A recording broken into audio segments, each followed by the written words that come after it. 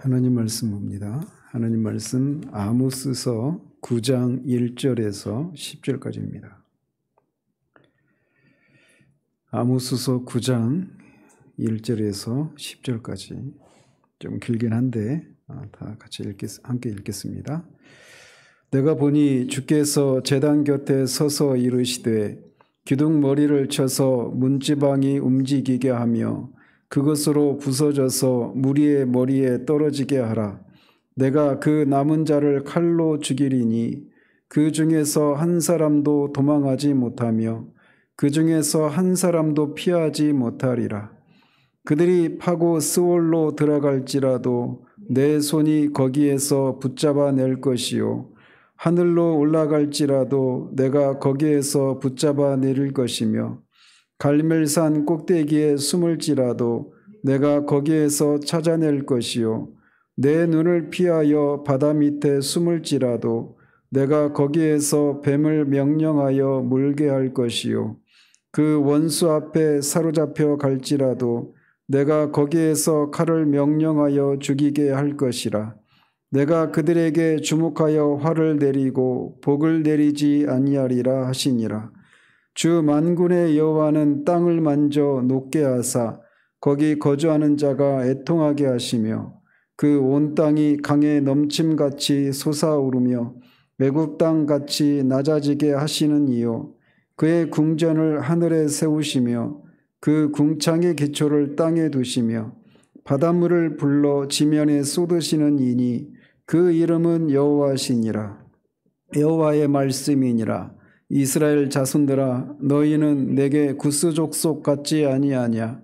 내가 이스라엘을 애굽 땅에서 블레셋 사람을 갑돌에서 아람 사람을 기르에서 올라오게 하지 아니하였느냐.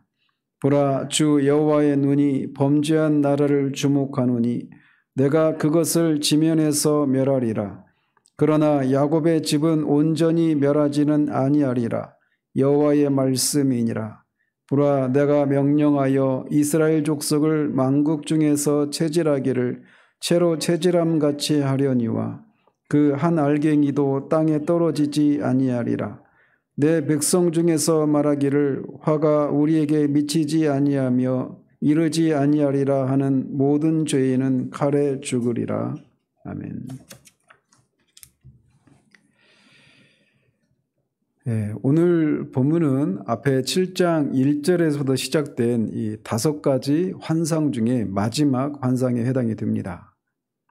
그래서 앞에 7장, 8장에 걸쳐서 이 4가지 환상이 있고 중간중간에 그런 삽입된 그런 구절들이 있었는데 거기에서 첫째부터 4번째 환상까지 주로 그 내용이 북이스라엘 모든 땅과 모든 사람들을 대상으로 한 파멸과 심판에 대해서 예언을 했었습니다. 그런데 이제 여기 5번째 환상은 특별히 성전 파괴와 관련한 그런 그런 환상이라고 하는 특징을 가지고 있습니다. 이처럼 이 북이스라엘에 임할 이 심판 중에 이 성전 파괴 환상을 맨 마지막에 이렇게 두고 있는 것은 성전이 상징하듯이 앞에서 예언했던 그 4가지 환상을 통해 북이스라엘에 임할 이 심판의 근본적인 원인이 성전과 관련되어 있다라고 하는 것을 말해주고자 하는 것입니다. 성전은 하나님의 임재와 통치의 상징이라고 말씀드리지 않았습니까? 그래서 북이스라엘의 이 앞에서 이 4가지 종류의 환상을 통해 북이스라엘 일말 심판에 대해서 예언하셨는데 그 심판의 근본적인 원인은 성전, 즉 하나님과의 관계의 문제 때문에 그들에게 그런 심판이 임했다라고 하는 것을 성전 파괴 환상을 맨 마지막에 배치하시는 것을 통해 그 사실을 말씀하고 있는 것입니다. 뿐만 아니라 성전은 어디에 있는 겁니까? 성전은 북이스라엘이 아니라 남유다 예루살렘에 있는 성전이에요. 여기서 말하는 이 제단이 예루살렘에 있는 것인지 아닌지는 제가 1절을 하면서 말씀을 드릴 건데 결론적으로 말씀드리면 여기서 말하는 제단 성전은 이 남유다에 있는 이 예루살렘 성전을 가리킵니다. 그런데 그 성전이 파괴된다라고 하는 것을 통해서 이 하나님의 심판이 비단 그냥 북이스라엘에게만 임하는 것이 아니라 북이스라엘을 포함해서 남유다에게도 미칠 것이라고 하는 것을 말해주고 있는 것입니다. 그래서 앞에 이 아모스 선지자를 통해서 선포된 이 심판이 주로 1차적으로는 북이스라엘 백성들을 향한 것이지만 앞에 2장에서도 이 잠시 남유다에 임할 심판을 예언하지 않았습니까?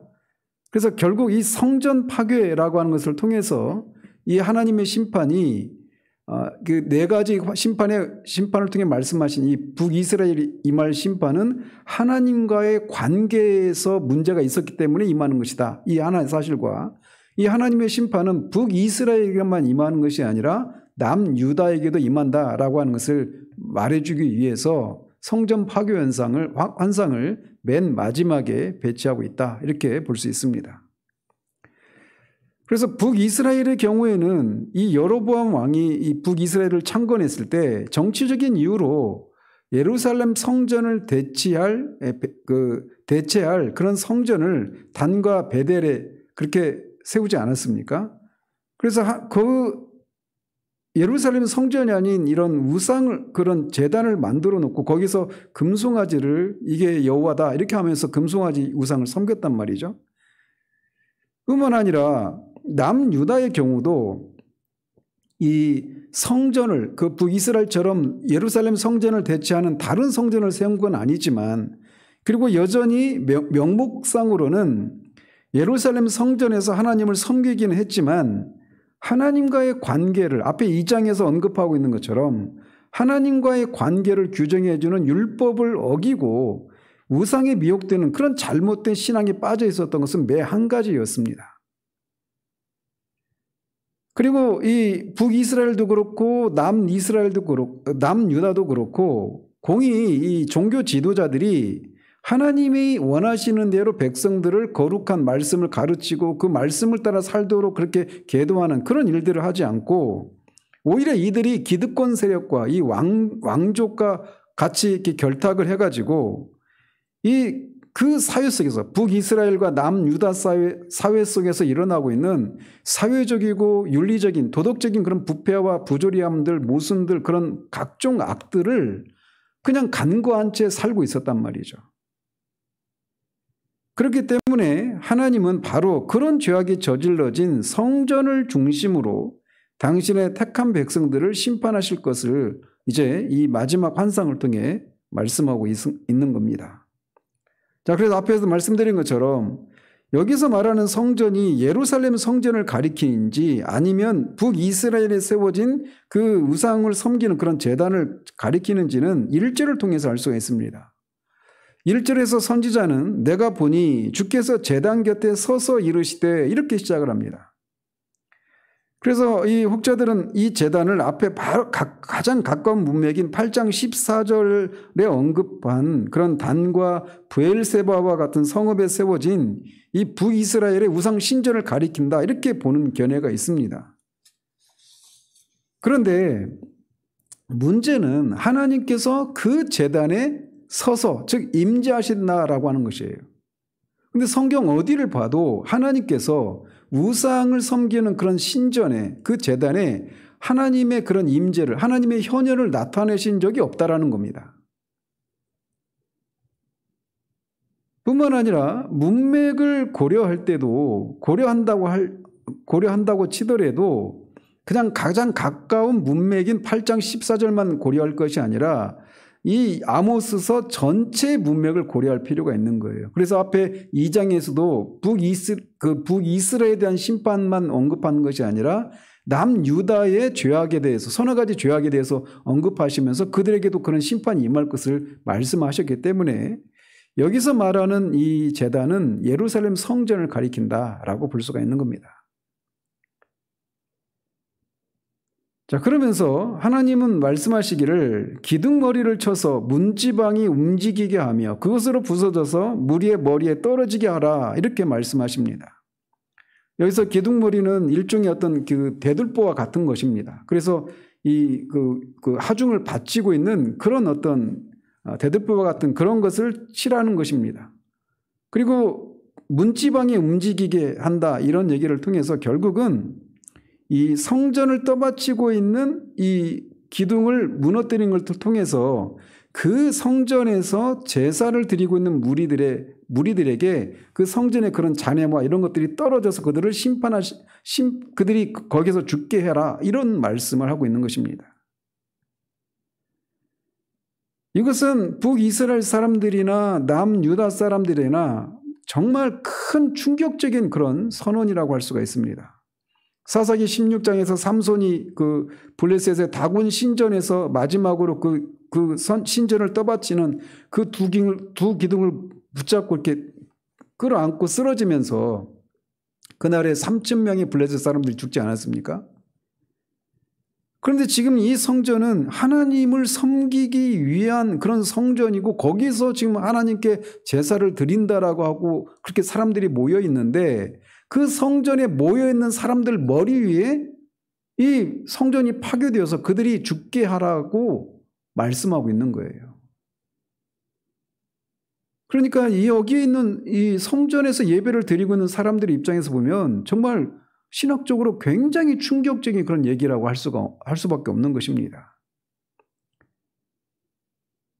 왜 그들에게 이렇게 하셨는가? 앞에서 계속 언급되어 왔던 것처럼 그들은 하나님의 성전에서마저도 우상 숭배를 하고 하나님이 원하시지 않는, 기뻐하시지 않는 그런 방식으로 제사를 드리기도 하고 불의한 재물과 죄악된 쾌락에 빠져있는 그런 자들이었기 때문에 외형적으로는 하나님을 예배하기 위해서 모여있지만, 제사하기 위해서 모여있지만 사실은 하나님께서 혐오하실 수밖에 없는 그런 마음의 상태를 가지고 모여있는 사람들이기 때문에 그들에게 하나님이 그들의 제사를 받지 않으시고 그들을 이렇게 극단적인 방식으로 심판하시겠다라고 말씀하고 있는 겁니다.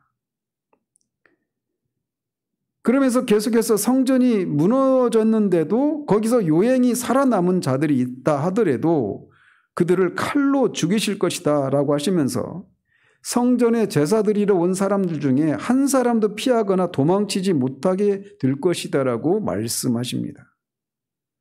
이것을 통해서 하나님의 심판이 얼마나 무시무시하고 가공할 만한 것이고 또 철저한 것인가 라고 하는 것을 경고하고 있는 겁니다.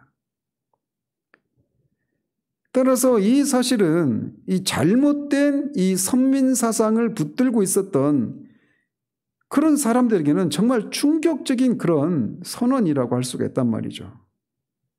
당시 이스라엘 백성들 또 유다 사람들도 마찬가지로 자신들이 성전에서 제사를 드리는 한 결코 멸망당하는 일이라고 하는 것은 없다라고 하는 그런 확신을 가지고 있었단 말이죠.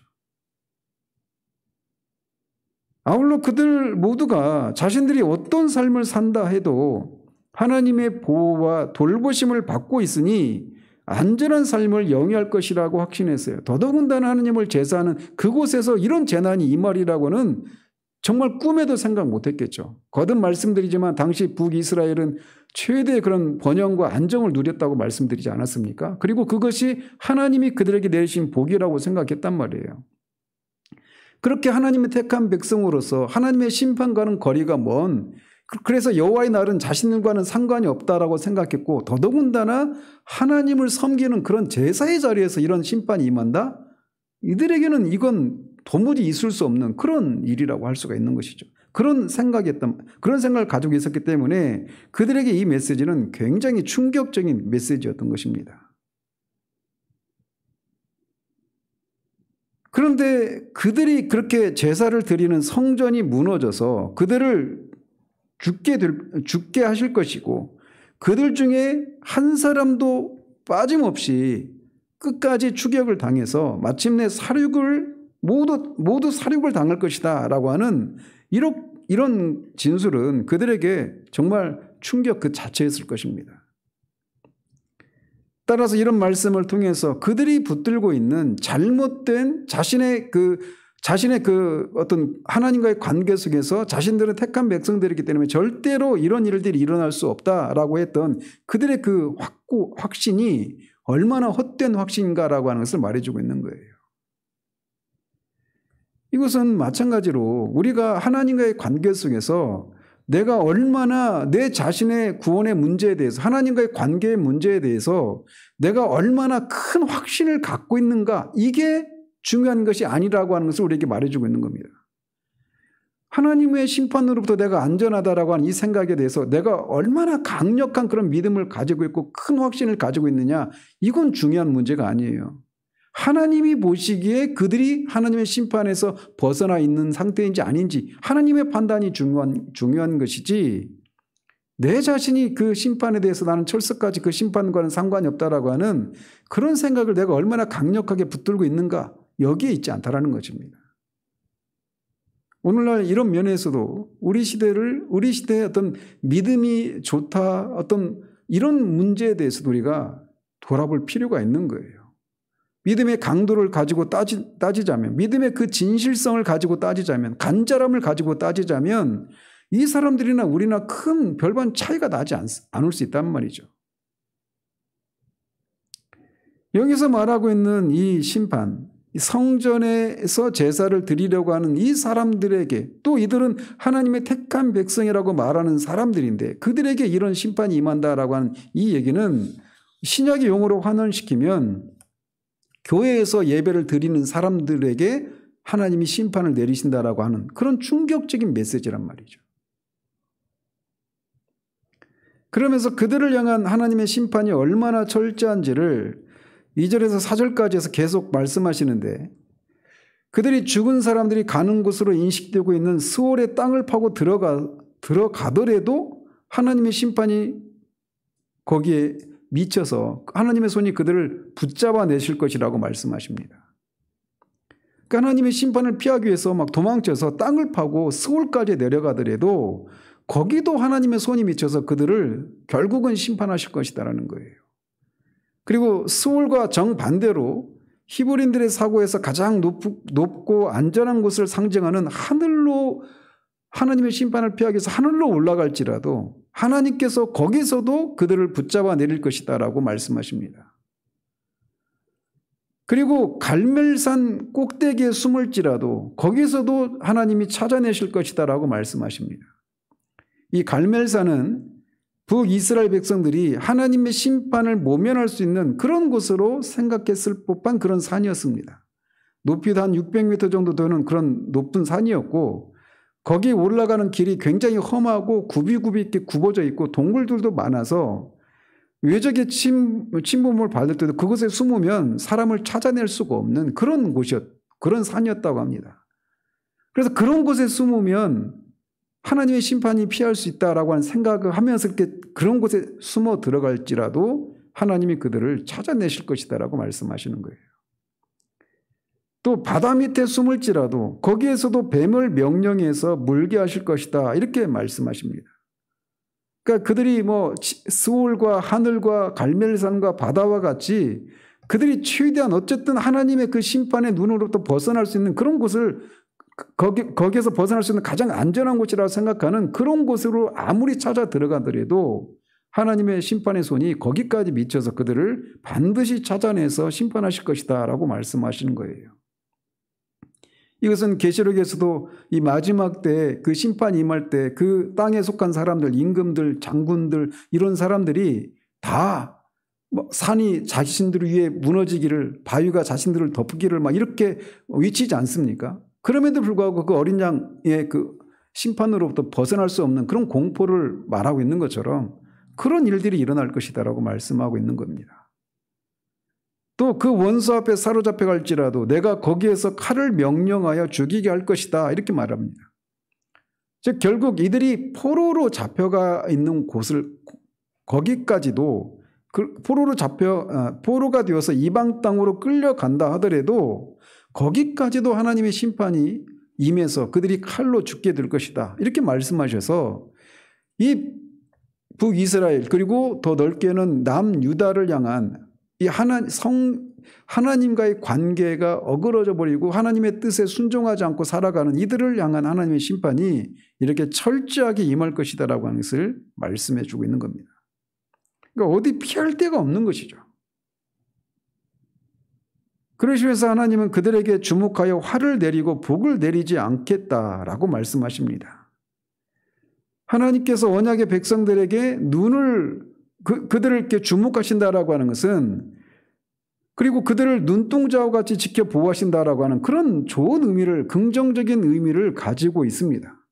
그러나 여기서는 그와 정반대 의미로 말씀하고 있는 것이죠.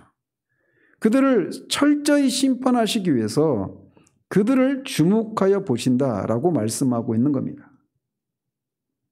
만일 그들이 하나님께 순종하는 그런 삶을 살고 있었다면 하나님께서는 그들을 졸지도 주무시지도 않고 보호하고 지키셨을 것입니다. 그러나 그들이 언약의 자손으로서 마땅히 행해야 될 그런 도리를 무시하고 헛된 우상을 숭배함으로써 결국은 이 하나님의 이 심판의 대상이 되어서 하나님의 그런 사랑의 보호가 아니라 심판의 대상이 되는 그런 비참한 처지가 될 것이다라고 하는 것을 말씀하고 있는 겁니다. 자, 그러면서 이렇게 1절에서 4절까지는 하나님의 백성들을 향한 하나님의 심판이 이렇게 철저하게 임할 것이다. 이 하나님의 심판에서 절대로 벗어날 수 없다. 이런 말씀을 하시고 5절, 6절에서는 이렇게 앞에서 이렇게 스올을 파고 들어가고 하늘로 올라가고 바다로 숨고 갈매산을 꼭대기에 숨어 들어가도록 또 이방의 포로를 끌려가도 결국 하나님이 그들을 다 찾아내서 한 사람도 살아남지 못하도록 심판하시겠다. 이렇게 말씀하셨는데 이 선언이 그냥 공허한 선언이 아니라 하나님은 능히 그렇게 하실 수 있는 분이시다라고 하는 것을 5절과 6절에서 말씀하고 있는 겁니다. 그러면서 5절에서는 하나님은 주 만군의 여호와로서 땅을 만져 녹게 하시고 거기 거주하는 자가 애통하게 하신다라고 말씀하십니다. 땅이 녹는다라고 하는 것은 지진을 통해서 어떤 액상화가 되는 그런 것을 말하죠. 땅이 막 물처럼 흐물흐물해지는 것이죠. 견고함의 상징인 땅이 그렇게 녹게 되는, 지진을 통해서든지 또는 화산을 통해서든지 땅을 그렇게 녹여서 그 위에, 이 땅은 견고함의 상징이지 않습니까? 근데 거기에 어떤 각종 집이나 건물들을 짓고 살아가고 그렇게 사람들이 이렇게 살고 있는데 그 땅을 녹게 하실 수 있는 분이시다라고 말씀하시는 거예요. 그러면서 앞에 8장 8절에서 언급했던 그 표현을 다시 이렇게 인용하시는데, 이 높이 솟구쳤다가 다시 막 꺼지는 나일강의 그 홍수처럼 땅을 그렇게 하나님께서 높이 솟구치게 했다가 그냥 땅으로 일순간에 낮아지게 하시는, 그래서 땅의 기반이 요동하게 하실 수 있는 그런 분이시라고 하는 것을 강조하고 있는 겁니다. 그래서 견고함의 상징인 땅을 녹이기도 하고 땅을 솟구치게 올렸다가 내리치시는 그렇게 권능의 하나님이시다라고 하는 것을 말씀하시는 거예요. 그런 권능의 하나님이 하나님의 백성들을 심판하시는데 그 권능을 행사하시겠다 말씀하고 있는 겁니다. 이어 6절에서는 그의 궁전을 하늘에 세우시고 그 궁창의 기초를 땅에 두시고 바닷물을 불러 지면에 쏟으시는 분이시다. 그 이름은 여호와이시다 라고 말씀하십니다. 이 고대 히브리인들의 우주관에 따르면 하늘은 3층으로 되어 있다라고 그렇게 생각을 했습니다. 그 중에서 가장 높은 셋째 하늘은 하나님께서 거주하시는 그런 공간으로 여겨졌어요. 근데 그 궁전을 하늘에 세우신다 이런 말씀을 통해서 하나님이 하늘을 창조하신 그런 분이시다라고 하는 것을, 우주를 창조하신 분이시다라고 하는 것을 말씀하고 있는 겁니다. 또 그 궁창의 기초를 땅에 두셨다 이런 말은, 이것도 역시 히브리인들의 개념은 궁창은 이 궁창 위에 있는 그 엄청난 양의 물이 한꺼번에 땅에 쏟아지지 못하도록 그 떠받치는 역할을 하는 것이 궁창이라고 생각을 했어요. 그리고 그 궁창은 이 마치 땅의 그 산에 있는 산과 같은 높은 구조물에 의해서 떠받쳐져 있다 이렇게 생각을 했습니다. 따라서 결국 이 말을 통해서 말하고 있는 것은 하나님께서 이 온 우주를 창조하신 위대한 그런 이 창조주이실 뿐만 아니라 이 세상이 멸망하지 않고 그렇게 지탱할 수 있도록 붙드시고 계시는 분이시다라고 하는 것을 말해주고 있는 거예요. 따라서 그렇게 천지를 창조하시고 그거를 붙들고 계신 그 하나님의 권능이 이제 하나님의 백성을 심판하시는데 이렇게 발휘될 것이다라고 하는 것을 말씀하고 있는 겁니다. 그래서 앞에 1절에서 4절까지 말씀하신 이 심판에 대한 예언이 그냥 공허한 그런 외침이나 선언이 아니라 정말 실제적으로 그런 심판이 임할 것이다라고 하는 것을 이런 표현을 통해서 말씀하고 있는 거예요. 또 바닷물을 불러 지면에 쏟으신다라고 하는 것도 결국 뭐 이 바다가 경계를 넘어서서 해일과 같이 이렇게 들이미는 것을 말하는 것이죠. 그래서 이 고대 히브리인들에게 있어서 바다는 하늘과 함께 인간이 감히 범접하기 어려운 그런 미지의 세계로서 어떤 그 자체로 신성시될 정도로 그렇게 크고 엄청난 그런 대상으로 여겨졌단 말이에요. 그런데 그 바닷물을 하나님이 그냥 그렇게 불러서 지면에 쏟으실 수 있는 그런 어미로우시고 권능으로 가득한 그런 분이시다라고 하는 것을 말씀하고 계시다라는 것입니다. 자, 이렇게 5절과 6절에서는 이스라엘 백성들을 심판하실 심판주 여호와의 위대한 권능과 이 그런 위대하심을 이렇게 언급하시면서 7절에서는 이렇게 위대하신 여호와 앞에서 택한 백성 이스라엘의 그런 독특한 어떤 가치, 이런 귀함, 이런 것들이 사라질 것을 지적하십니다. 즉 여호와의 말씀이니라 이스라엘 자손들아 너희는 내게 구스 족속 같지 아니하냐 이렇게 말합니다. 이게 수사 의문문으로 되어 있어서 이스라엘이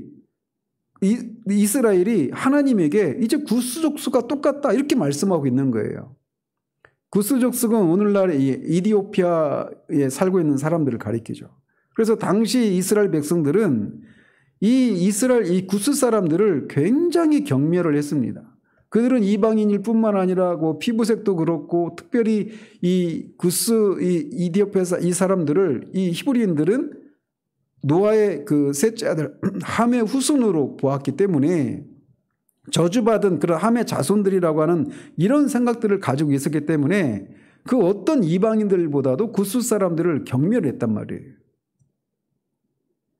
그런데 여기서 말씀하고 있는 게 하나님이 보시기에는 이제 이스라엘이 너희들이 그렇게 경멸하는 너희들은 특별한 내 백성이고 구스 사람들은 너희들이 생각하는 것처럼 그렇게 경멸의 대상처럼 생각했지 않느냐. 그런데 이제 너희들이 구스 사람과 별반 다르지 않다.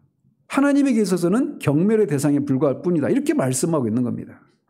그들을 택한 백성으로서의 그런 독특한 그런 가치와 이런 것들이 이제 상실되었다. 사라져버렸다. 이렇게 말씀하고 있는 거예요. 이런 표현을 통해서.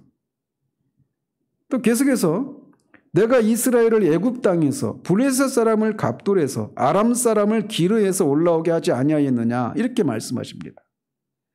이것도 같은 것을 말하고 있는 건데 이스라엘 백성들이 모든 열방 중에서 그렇게 독특한 가치를 갖는 것이 무엇입니까?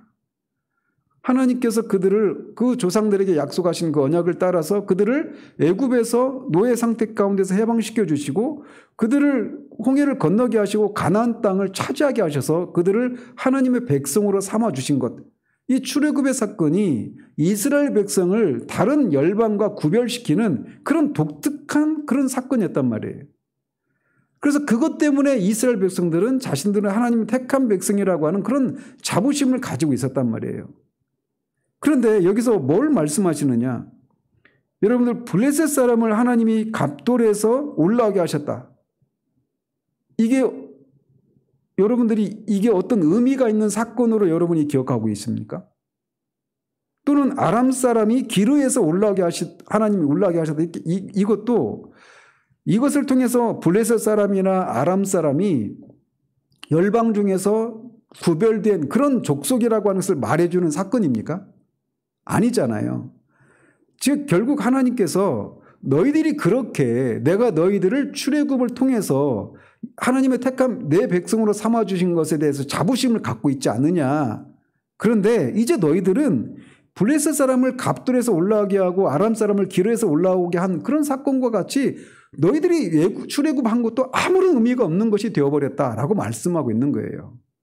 그래서 택한 백성이 자신들은 택한 백성이다라고 하는 출애굽을 통해서 앞에 1절과 관련해서 말씀드리면 그렇게 구별된 백성으로서 하나님을 섬기는 성전을 가지고 있고 거기서 하나님을 섬기는 그런 특별한 구별된 하나님의 백성들이다. 이런 생각들을 갖고 있었단 말이에요. 그런데 이제는 너희들이 하나님 앞에, 하나님 자신 앞에 이제 구수사랍처럼 아무런 의미도 없는 그런 존재이고 열방과 아무런 구별되지 않는 그런 존재가 되어버렸다라고 하는 것을 이렇게 표현하고 계신 겁니다.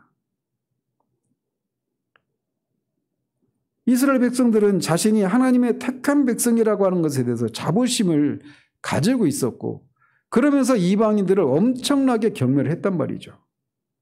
그러나 하나님의 택한 백성이라도 그들이 하나님을 경배하지 않고 하나님의 뜻에 불순종한다면 하나님의 백성으로서의 독특한 어떤 그런 백성으로서의 독특함과 특별함은 사라지고 만다라고 하는 것을 여기서 말해주고 있는 겁니다. 마치 블레셋과 아람이 어디에서 올라왔던 그것이 열방 가운데서 그런 사건이 아무런 가치가 없는 것처럼 말이죠.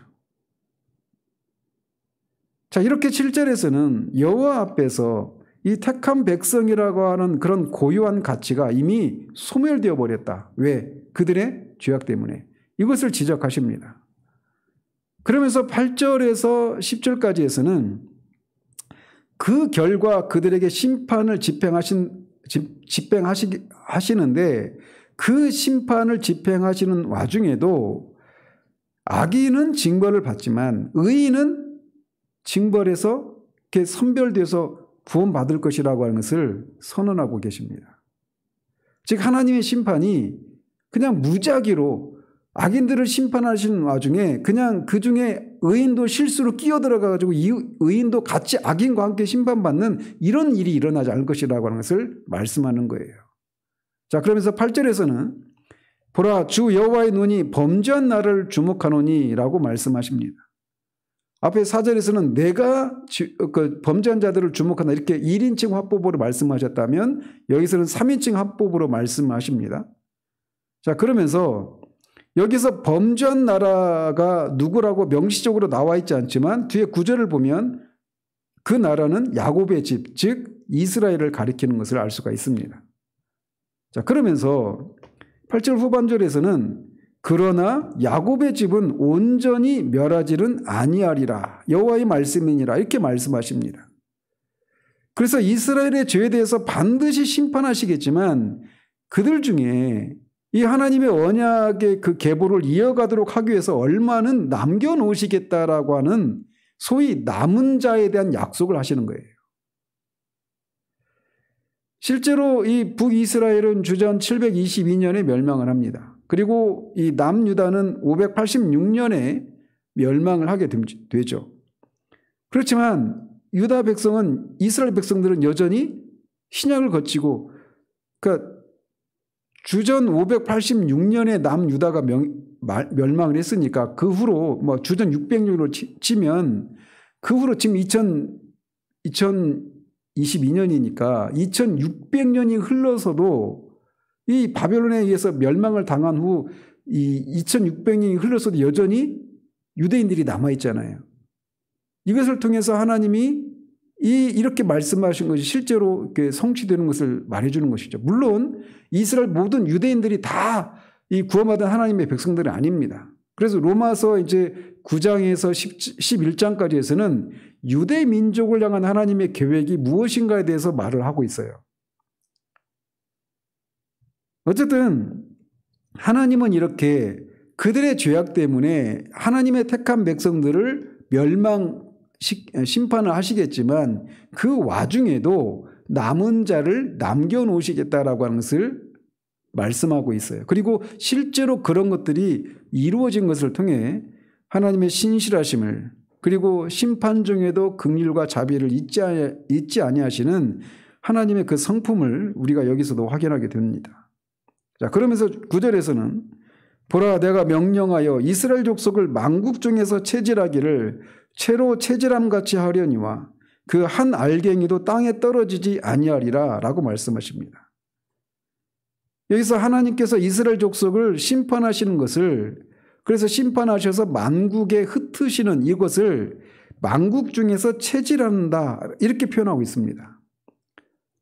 체질한다라고 하는 것은 이 체를 통해서 이렇게 흔들면서 곡식과 알갱이를 분리시키는 이런 작업들을 하는 것 아니겠습니까? 그런데 이렇게 아모스는 하나님께서 북이스라엘 백성들을 여러 나라로 흩으시고 그렇게 심판을 내리시는 것을 통해서 남은 자를 구별해낼 것을 이렇게 표현하고 있는 겁니다. 하나님이 당신의 백성들에게 징계를 내리시는 이유가 이 징계를 통해서 심판을 통해서 의인과 악인을 구별하기 위해서다라고 말씀하고 있는 거예요. 근데 우리가 이 세상에서 이렇게 채질을 하다 보면 지금이야 뭐 기계로 하니까 그 쌀 알곡 속에 그 돌멩이나 이런 이물질들이 거의 안 들어 있잖아요. 근데 채질을 할 때는 그런 것들이 많이 있었죠. 그래서 알갱이가 쭉정이와 함께 섞여 있거나 또는 쭉정이가 반대로 알곡 속에 섞여 있거나 이런 일들이 발생을 했단 말이에요. 그러나 하나님의 체질은 실수가 없으셔서 한 알갱이도 땅에 떨어지지 않게 될 것이다 라고 말씀하십니다. 그것을 통해서 하나님께서는 극렬한 심판 가운데서도 의인은 한 사람도 버림을 당하지 않고 구원을 얻게 하실 것이다 라고 하는 것을 말씀해 주고 있는 거예요. 이것은 하나님의 심판이 철저한 공의를 바탕으로 이루어질 것임을 우리에게 가르쳐 주고 있는 겁니다. 그래서 우리가 요한계시록을 계속 살펴가지만 요한계시록을 사람들이 굉장히 두려워한다고 그랬잖아요. 서로는 부분에서. 왜? 온통 심판에 대한 얘기니까. 근데 그것은 그런 것을 보고 두려워하는 것은 요한계시록을 제대로 파악하지 못했기 때문에 가지는 것이다라고 말씀드리지 않았어요? 여기서처럼 요한계시록도 마찬가지입니다. 하나님께서 이스라엘 백성들을 체질하시는 것처럼 그렇게 심판을 내리시지만 그 와중에 의인이 그 악인과 함께 심판을 받는 일이라고 하는 것은 일어나지 않는다라고 하는 것을 말씀해 준단 말이에요. 그런 것처럼 요한계시록도 마찬가지죠. 그리스도에 대한 증언과 하나님의 말씀 때문에 그것을 끝까지 지키고 순종하는 자들은 그 무시무시한 심판 속에서도 결코 악인과 함께 멸망당하는 일은 없단 말이에요. 그렇기 때문에 요한계시록은 오히려 우리에게 소망을 가져다주는 그런 책이지 우리를 심판에 대한 두려움으로 막 우리 자신의 내면만을 살피고 그냥 옴짝달싹 못하게 만드는 그런 무시무시한 책이 아니란 말이에요. 성도들에게는 말이죠. 자, 그러면서 마지막으로 내 백성 중에서 말하기를 화가 우리에게 미치지 아니하며 이르지 아니하리라는 모든 죄는 칼에 죽을 것이다 라고 하면서 그렇게 말씀하십니다. 이것은 이제 결론적인 것인데 이렇게 아모스 선지자를 통해서 계속해서 심판에 대해서 경고함에도 불구하고 화가 하나님의 심판이 자신들에게 미치지 않는다. 이렇게 끝까지 자신의 죄악을 인정하지 않고 회개하지 않고 하나님의 심판을 믿지 않는 자들에게는 심판이 반드시 임할 것이라는 거예요. 그리고 그들에게는 칼로 죽게 되는 일들이 일어날 것이다. 이렇게 말씀하시는 겁니다. 그래서 악인들에게 요행이 그 악인들임에도 불구하고 하나님의 심판이 임하지 않는 그런 요행 따위는 기대할 수 없을 것이다라고 하는 것을 그렇게 말씀을 하고 있는 것입니다. 자, 이 말씀을 통해서 우리는 이 본문을 통해서 우리가 우리 신앙에 대해서 우리가 깨어있을 필요를 우리에게 일깨워 준다라고 할 수가 있습니다.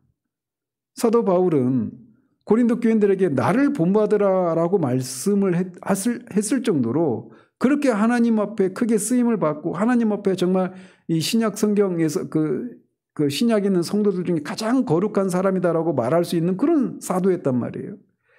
그리고 그리스도와 연합을 통해서 그리스도 안에 있는 신자의 그 구원의 그 확실함과 안전함에 대해서 누구보다도 큰 확신을 가지고 있었던 사도가 바울이었습니다.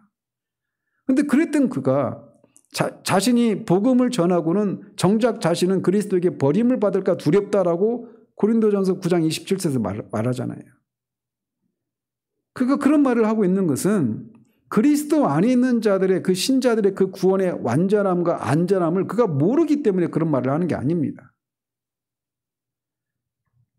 그가 그렇게 말하고 있는 것은 그럼 분명히 그리스도 안에 있는 자들의 그 신앙이 성도를 끝까지 그 믿음을 끝까지 견인해 가실 것이다. 그래서 그리스도 안에 있는 자들이 나타난 하나님의 사랑에서 우리가 그 무엇으로도 끊어지지 않는다라고 그렇게 외쳤던 사도가 여기서 그렇게 말하고 있는 것은 그런 확신을 가지고 있음에도 불구하고 자신이 순간순간 이 자신이 그리스도 안에 있는 자로서의 그런 합당한 삶을 살지 않는 것을 통해 실제로 버림을 받는 건 아니지만 그리스도로 버림을 받는 것 같은 그런 처지에 떨어질 것에 대한 두려움을 이렇게 표현하고 있는 거란 말이에요.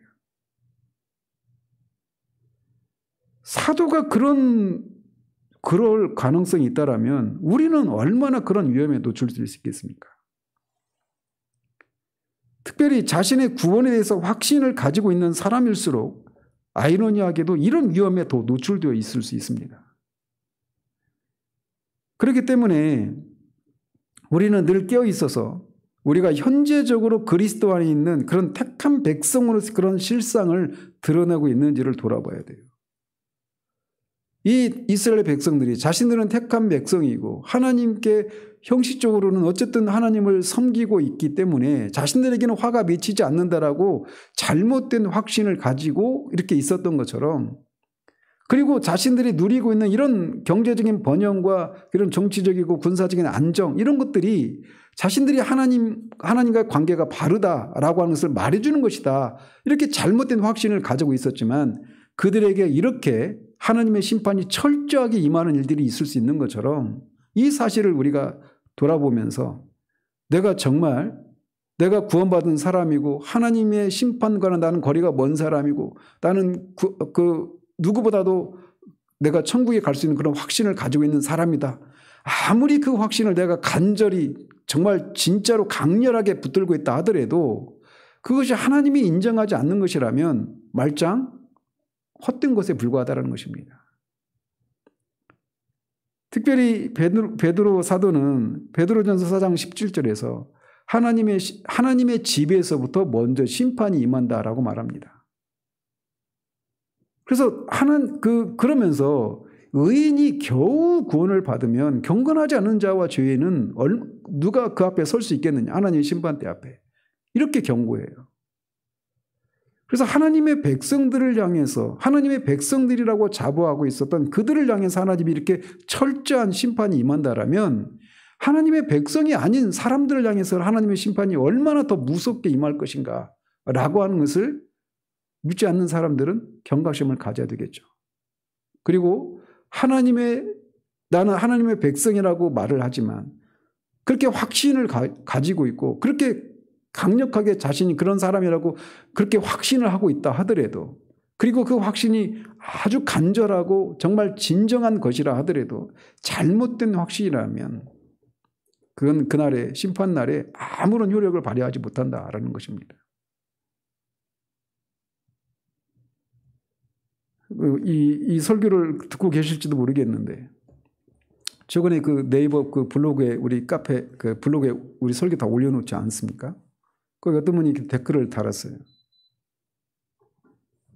근데 소위 이제 뭐 전모 목사라고 하는 분 이런 분 또 전모 어떤 목사를 또 공교롭게 다 성씨가 전시던데 그들도 분명히 어떤 그 믿음을 발휘하는 듯한 그런 모습을 이렇게 드러내는 것에 대해서 어떻게 생각하는지 이런 식의 어떤 질문을 했더라고요. 그런데 제가 두 사람의 어떤 그런 최종적인 운명에 대해서는 제가 단언할 수가 없죠. 분명한 것은 사람이 보기에 사람들이 얼마나 내가 그 말하는 것들에 대해서 얼마나 진실하게 그런 걸 말하고 믿고 있는지 그리고 설령 심지어는 그들을 통해서 어떤 이적이 나타나고 어떤 놀라운 일들이 일어난다 하더라도 하나님이 인정하시지 않으면 그 모든 것들이 다 꽝이란 말이에요. 마태복음 7장에 나오는 것처럼 주님의 이름으로 선지자 노릇하고 귀신도 쫓고 권능을 행했던 사람들이 그것들을 실제로 주님의 이름으로 행했잖아요. 그 모습만 보면 그들도 분명히 하나님의 사람들이고 천국에 들어갈 사람이라 생각할 수 있단 말이에요. 그런데 그들을 향해서 주님은 불법을 행하는 자들이라고 말하고 너희들이 내 이름으로 그런 일을 행할 때도 난 너희를 몰랐었다라고 말씀하신단 말이죠. 그러면서 아버지의 뜻대로 행하는 자라야만 아버지의 집에 들어갈 수 있다라고 말씀하셔요. 이 산상수훈의 문맥 속에서 보자면 팔복의 사람들만 그렇게 천국에 들어갈 수 있다라고 말하는 것입니다. 그래서 제가 우리 교회에서 우리 교회 식구들은 그걸 잘 알 겁니다. 제가 얼마나 가장 많이 강조하는 게 뭡니까? 하나님 앞에서의 상한 심령이에요. 그들이 통해서 얼마나 그런 어떤 성과들이 결과들이 나타나는지 이것보다 성공의 여부보다 더 중요한 것이 무엇이냐? 그 일들을 행하는 사람 안에 상한 심령이 있는가라는 겁니다. 심령이 가난한가? 그것이 있다라면 말이나 행동을 통해 당연히 그 관련된 행동들이 말이 나타나기 마련이에요. 그들을 그 7장에 마태복음 7장에 나오는 사람들을 통해서 그런 어떤 열매들이 사람들이 보기에 누구도 의심하지 않을 천국에 들어올 만한 그런 사람이라고 의심하지 않을 수 있는 그런 결과들이 있느냐 아니냐를 가지고 사람들은 그 사람이 믿음이 있느냐 없느냐 이렇게 따지잖아요. 근데 주님의 판단이 그게 아니라는 거죠. 그런 것처럼 우리 시대에 얼마나 많은 사람들이 이 당시 아모스 선지자 당시 북이스라엘 사람들처럼 자신들은 하나님의 택한 백성이고 구원을 받은 사람들이고 하나님의 심판과는 관계가 없는 사람들이고 그것에 대한 증거가 내가 이렇게 현세적인 복을 누리고 있는 이것을 통해서 내가 확인할 수 있다. 이렇게 잘못된 확신을 가지고 있는 사람들이 이 북이스라엘 사람들처럼 오늘날에도 그런 사람들이 얼마나 많이 있는가. 이걸 우리가 돌아봐야 돼요. 그리고 이것은 이 아모스서에서 계속 강조하고 있는 것처럼 그들이 종교적인 영역에서 뿐만 아니라 사회적인 그런 영역에서도 도덕적이고 윤리적인 그런 죄를 범하고 있는가 있지 않는가 이것을 가지고도 그들이 하나님과의 관계가 바른가 아닌가를 점검하도록 우리에게 촉구했는데 그런 면에서 우리 자신을 돌아봐야 한다는 것입니다. 그러므로 정말 이렇게 이 마지막 때 하나님이 이 이스라엘 백성들을 성전 파괴 환상을 통해서 그들에게 그 임할 심판이 철저하게 임한다라고 하는 사실들을 생각하고 우리가 잘못된 것에 근거해서 우리의 그런 영혼의 구원의 문제를 우리 영혼이 안전하다고 그 잘못된 것에 근거해서 그렇게 생각하는 그런 우를 범하는 그런 사람들 우리 중에는 아무도 없기를 바랍니다. 그리고 그것이 우리가 그리스도 안에 있는지 그리고 우리의 어떤 도덕적인 삶의 사회적인 삶의 영역에서도 그런 신앙이 그런 것을 통해서도 드러나야 된다라고 하는 우리가 돌아볼 수 있는 그런 은혜가 있기를 바랍니다. 기도하겠습니다.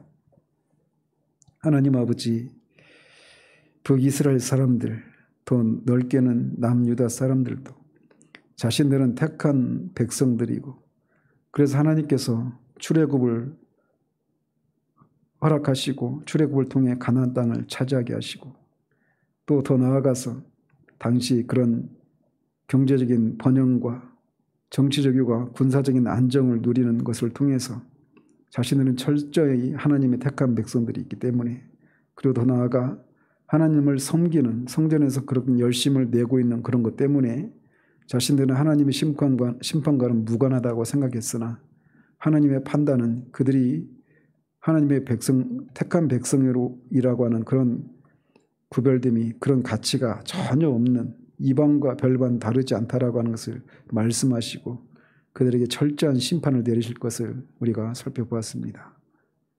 우리들도 잘못된 그런 것들을 가지고 우리 영혼이 하나님 앞에서 안전하다고 착각하는 그런 우리들 되지 않도록 하나님 우리가 깨어있을 수 있도록 바른 것들을 붙들고 바른 것 기준에 의해서 우리 영혼을 돌아볼 수 있는 우리들 될 수 있도록 도와주시기를 원합니다.